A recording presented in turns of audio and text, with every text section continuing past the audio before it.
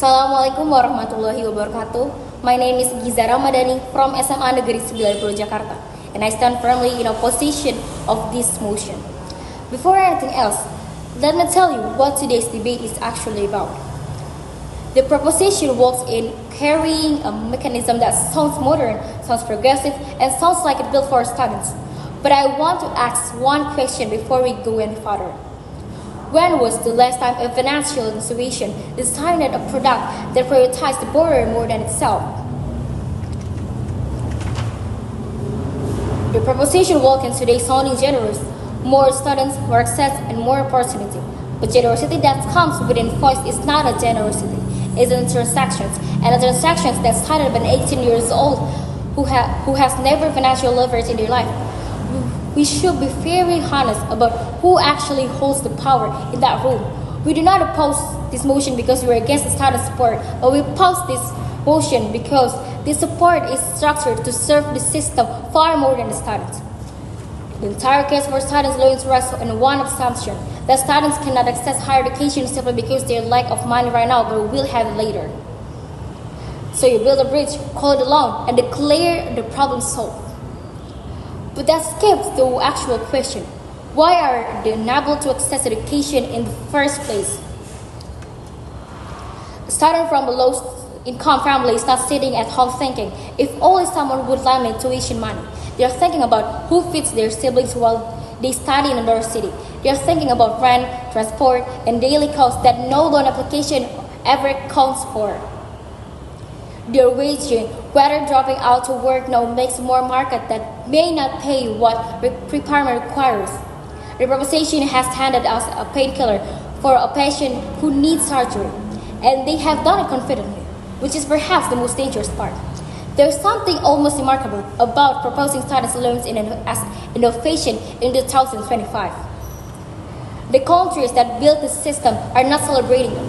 They are managing the fallout, and entire political movements in the United States formed around students that a generation simply could not escape.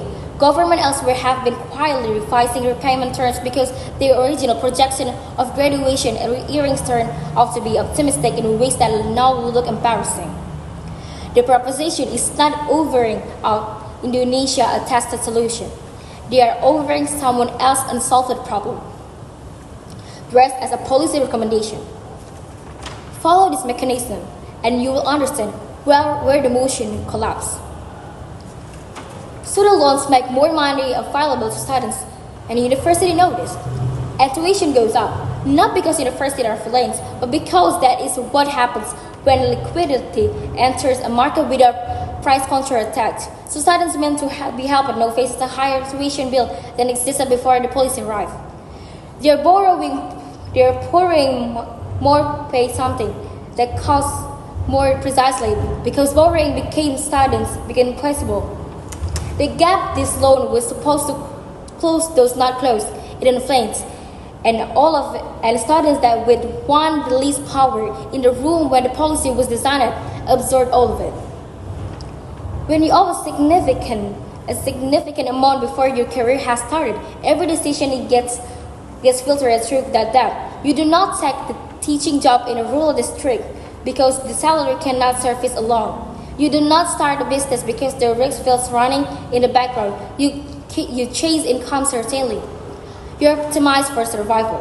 Indonesia, in the next 2 decades, needs more people who are willing to work in places that needs them, willing to build things.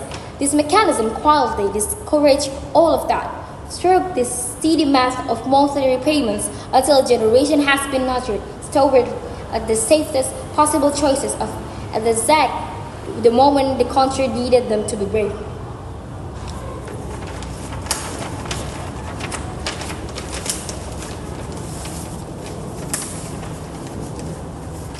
And because all of that, we can summarize why I strongly believe in my argument and why I strongly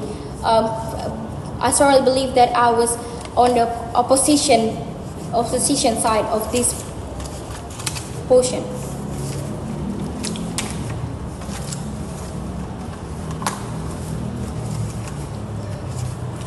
Well, We all know that an 18 years old signing a loan agreement has no real sense of what that number means across 10 years of their life.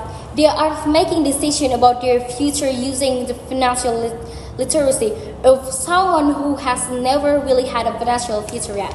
The proposition knows this and they are proposing in any way. Real access does not arrive in an indicator of repayment attached. It comes from state serious enough about its people to fund their development.